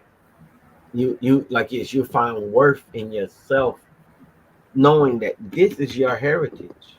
This book is about you. Oh, you can't really see it. I'm holding my Bible. I'm holding my Bible. This book is about you. It's your heritage. Like, this book of the law is given to you as a heritage. You wouldn't just give if you inherited $1 million, you wouldn't just give your heritage away to somebody. So why would you give your heritage that the Most High God gave you. Mm. Why would you give that away? Yep. Mm. Like that's more precious than gold. You get a king. There's kingdomship in this. You get a kingdom. You don't get some money like that that's just here one day and gone the next day. Mm. That it's more precious. Hey, it said the words of wisdom in this book are more precious than silver and gold. Yeah.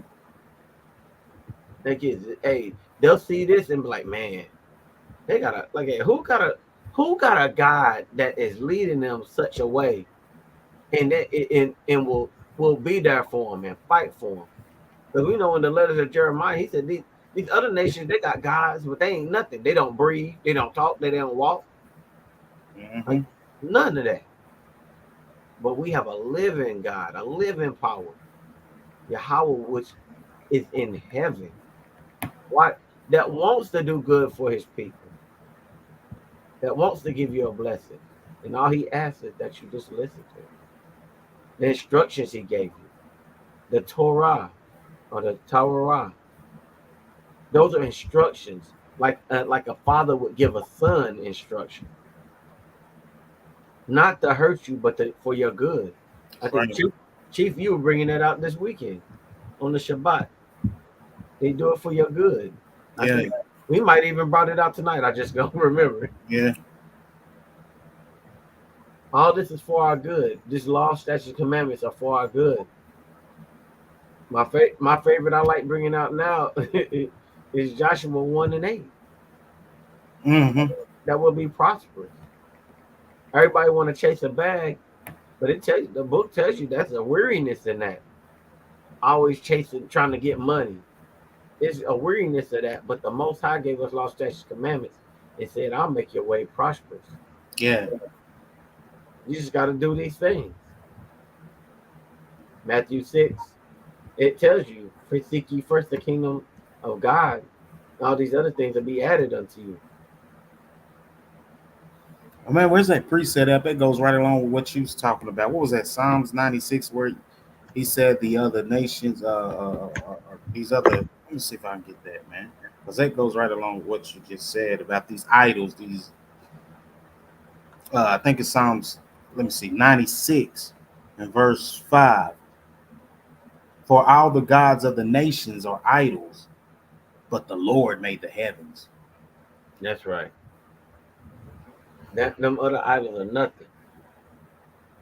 Like it's you look at the end. I want to say it's the end of Baruch, the last few chapters of Baruch.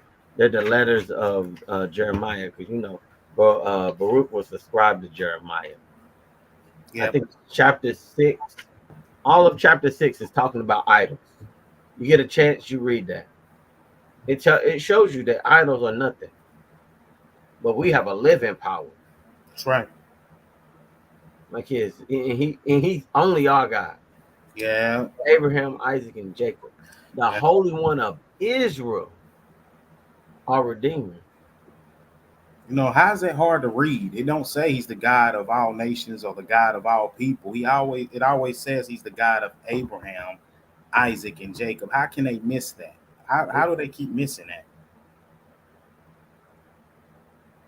Ignorance. That's all it could be. That's all it could be. Willful ignorance in bad doctrine. Bad doctrine. Because even in the New Testament, in which they say they like where everybody's accepted, why does it say he's the God of Abraham, Isaac, Jacob, and all people? I don't know where that verse is. I can't find it. It's not there. I keep reading the God of Israel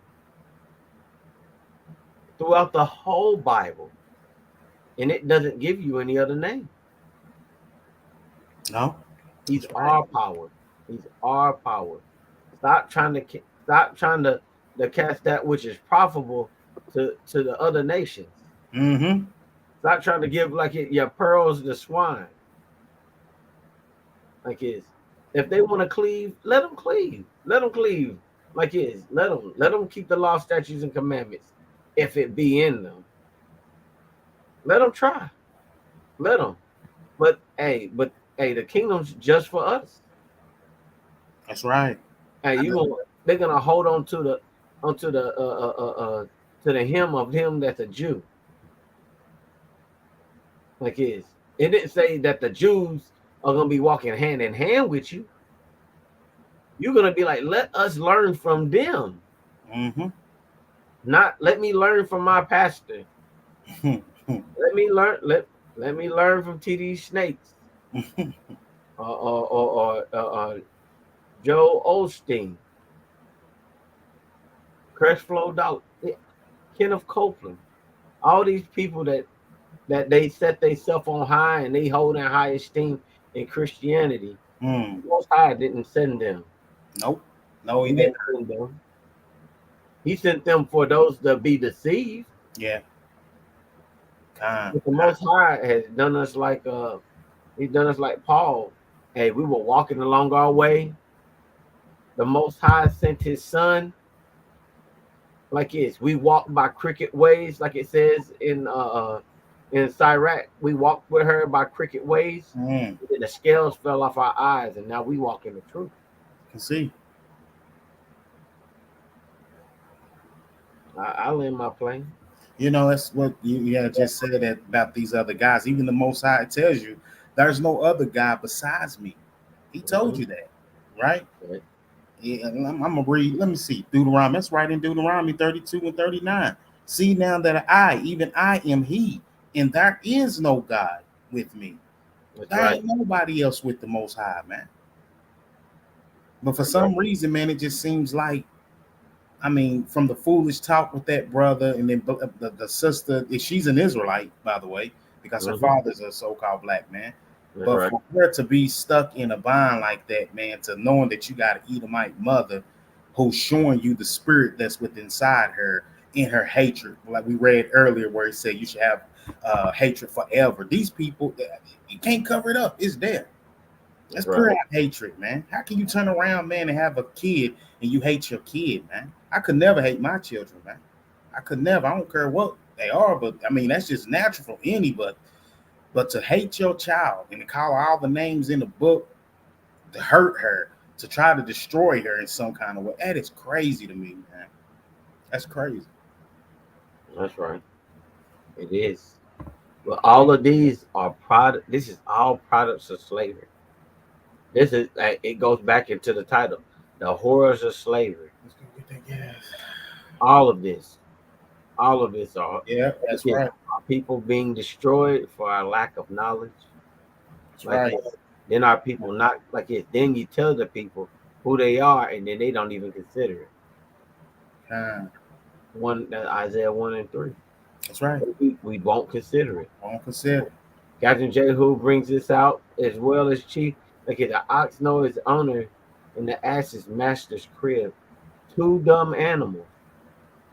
Like we would call them dumb, right? We wouldn't count them of high esteem or anything like that. Like they know who they are. It said, well, my people Israel doeth not consider. You don't even think about it, but these dumb animals know how to get home. They know where they belong, but you don't. You don't know your home, and you don't know where you belong. And then you want to push, you want to kick against the pricks, as Paul says, when brothers try to give you back your heritage, your culture, your nationality. Don't want it. Don't want it. Like if I would have went to another nation. You made the Most High so mad. He said, if I would have went to another nation, they would have done this.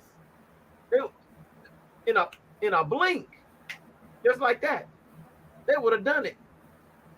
But y'all stiff neck. Man, he said, move, Moses. Let me go ahead and destroy these people.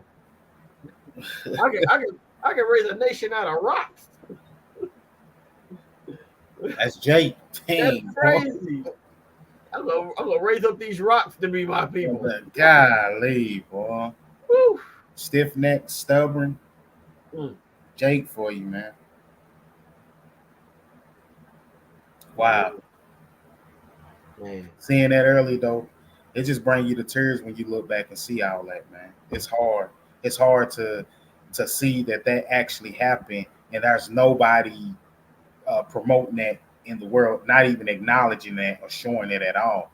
You have to literally go back and dig up the history just to show it, because the world, America, and so forth, they ain't gonna show this, man.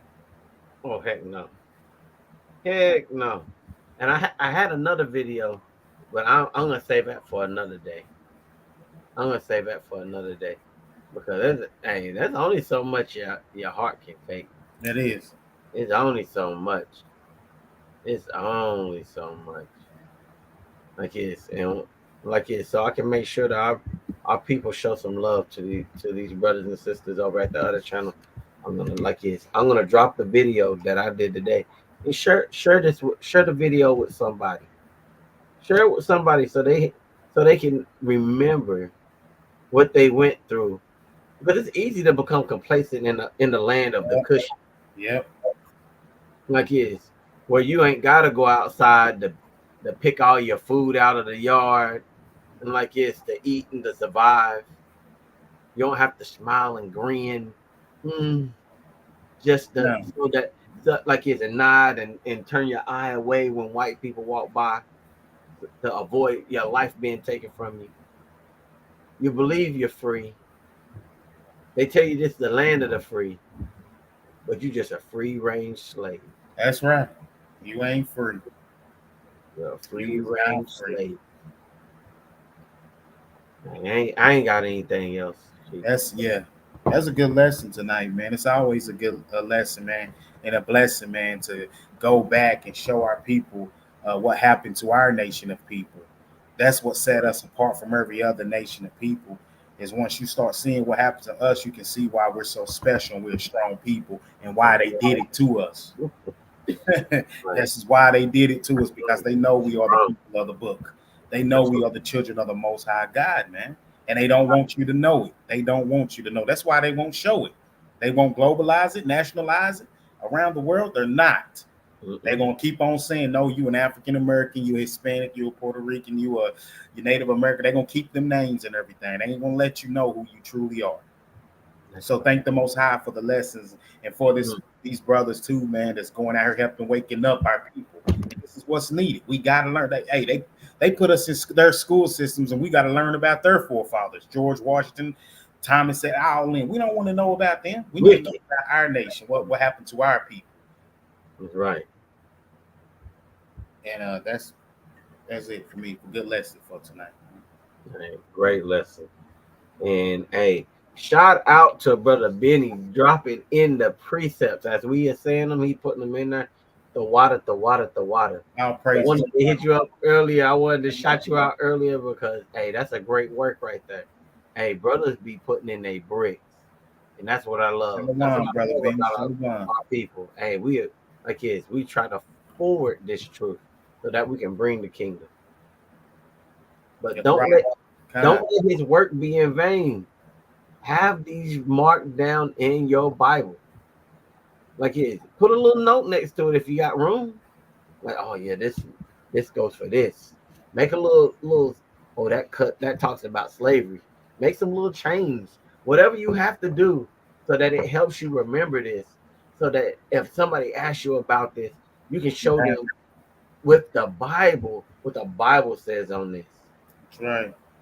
Not just what Chief said, not just what Cap said, not just what General said.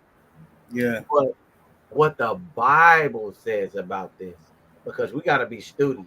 Yeah. We've got to be speak as the oracles of God. That's right.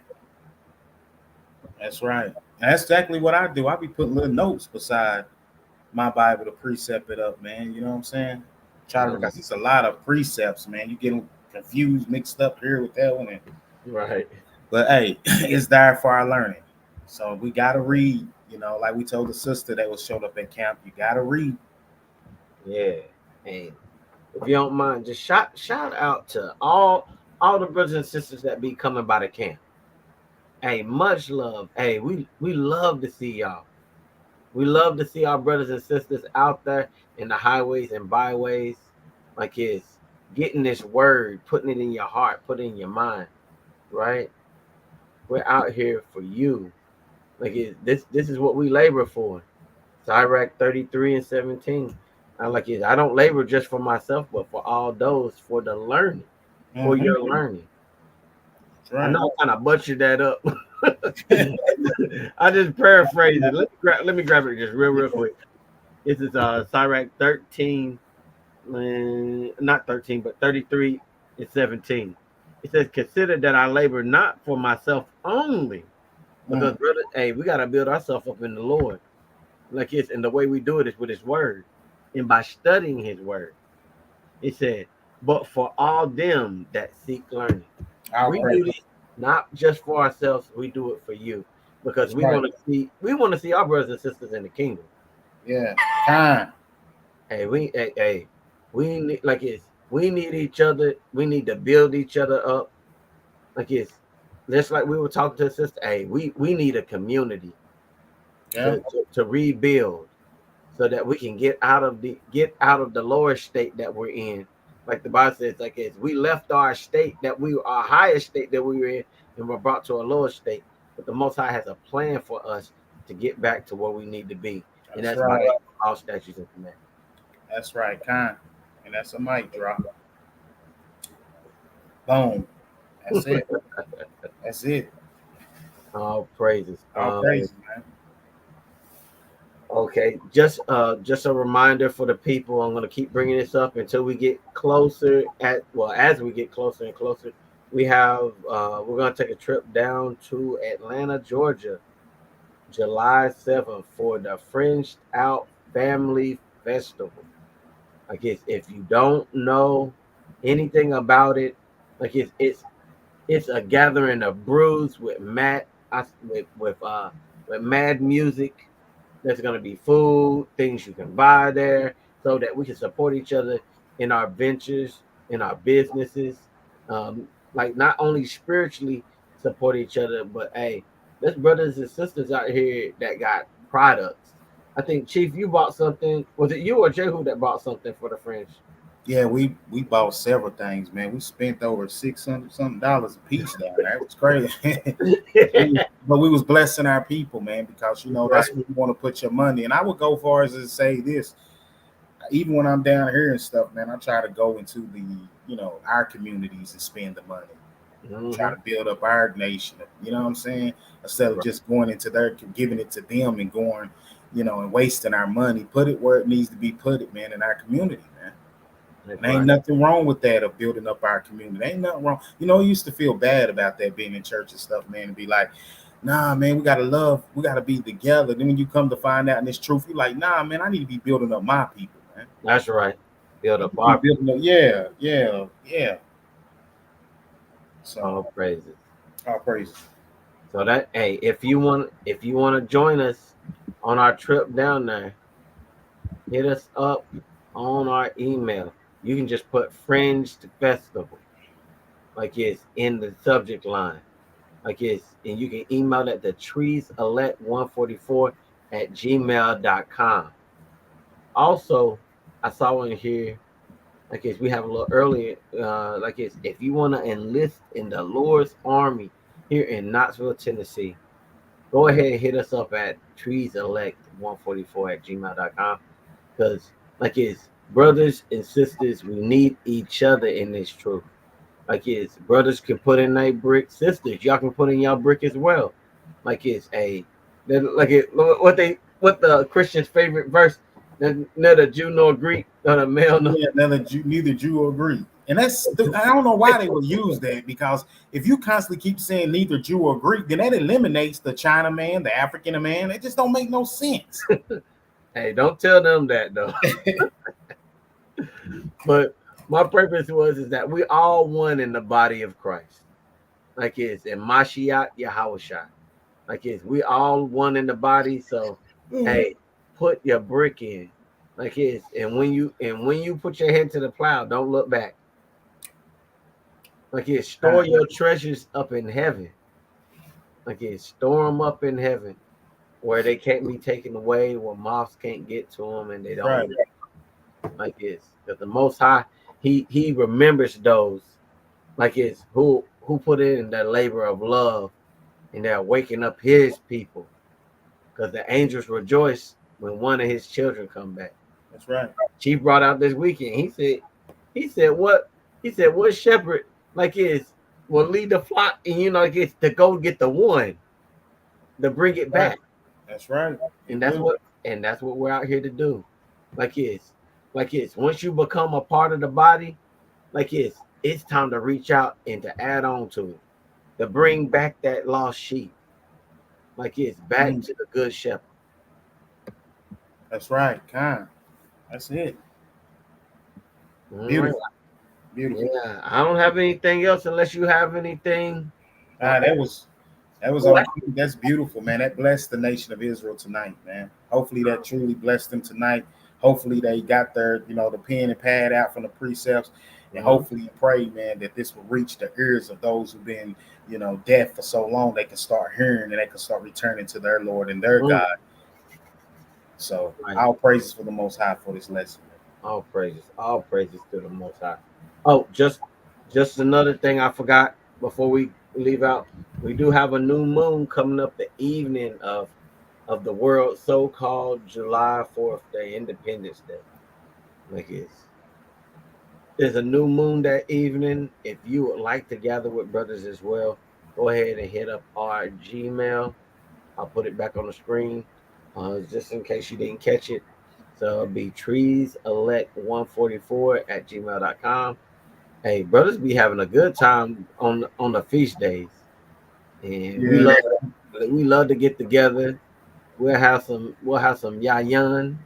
We have some wine. We'll play games. We'll read the Bible. Like we'll congregate, laugh, have a good time. Like and we want you to be a part of that community. So contact us, treeselect144@gmail.com. Other than that, I don't got anything else. That's it. I'm gonna close this out with our signature key verse. Our signature verse. And we brought this out a few times this weekend. Yeah, yep. So this is Isaiah 61 and verse 3. Actually, I'm gonna start up at 2 because that's where we started this weekend. Yeah, because that's part of the gospel. They need to hear that. I'm gonna start at verse 2. It said to proclaim the acceptable year of the Lord in the day of vengeance of our God. Man, catch that, the day of vengeance. Mm-hmm.